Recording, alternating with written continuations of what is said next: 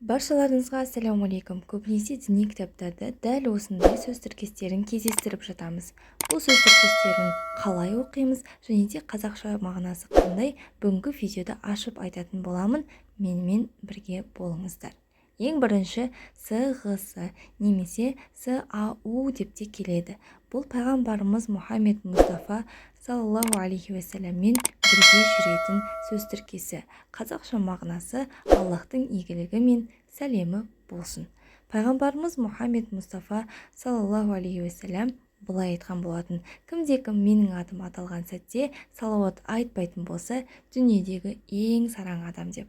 Сондықтан да пайғамбарымыз Мұхаммед Мұстафа саллаллаху алейхи уассаламның атын естіген кезде немесе оқыған кезде осы сөз тіркесін міндетті түрде айтыңыздар.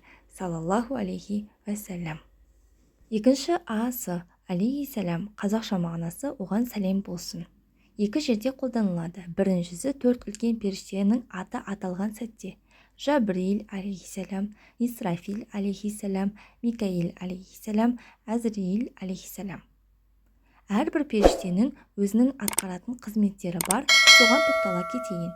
Жабрил алейхиссалам ол періштелердің үлкені, міндеті Алла мен пайғамбарлар арасында елшілік жасайды. Екінші, Микаил алейхиссалам табиғаттағы құбылыстарды басқаруға жауапты. Жаңбырдың жауы, желдің соғуы, егіннің шығуы, найзағайдың жарқылдауы, тағы сол сияқты. Исрафил ақырзаманның болуына, сүрдің үрленуіне жауапты періште. Әзрил періште, жан алушы періште. Екінші асы, яғни алейхиссалам, ол Құранда аты аталған 24 пайғамбардың аты айтылған кезде, не болмаса жазылған кезде қоса жазылатын сөз тіркесі. Яғни Адам алейхиссалам, Идрис алейхиссалам, Нух алейхиссалам, тағы сол сияқты кете береді. Енді РА деген сөз тіркесін жиі кездестірген боларсыз.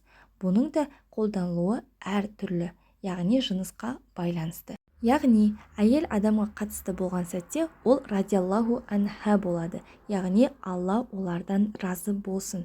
Яғни Айша радиаллаху анха, Хадиша радиаллаху анха, Фатима радиаллаху анха деп солай болады. Ал егер де жазылған сөз ер азаматтың аты болса, онда радиаллаху ан болады. Яғни қазақша мағынасы сол қалпы: Алла олардан разы болсын. Егер де екі адамға қатысты болса, мысалға Хасан мен Хусейн РА деп тұрса, ол бірден радиаллаху анхума болады. Бұл жерде жынысқа қатысты емес. Егер әйел мен еркек қатар жазылып тұрған болса да, радиаллаху анхума деп айтыла береді. Ал егер де көп адамдардың аты атылып, жақшаның ішінде РА деп жазылған болса, онда радиаллаху анхум болады. Сіздерге түсінікті болды деген ойдамын.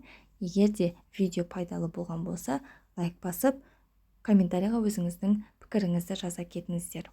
Ал егер каналыма тіркелмеген болсаңыз, жаңа видеоларымды жіберіп алмас үшін тіркеліп, жанындағы қоңыраушаны басып қойыңыздар. Менің видеоларым сіздерге SMS хабарлама ретінде келіп тұратын болады. Сіздермен бірге болған Жансая Бақытбекқызы. Келесі видеоларда кездескенше, ассалаумалейкум.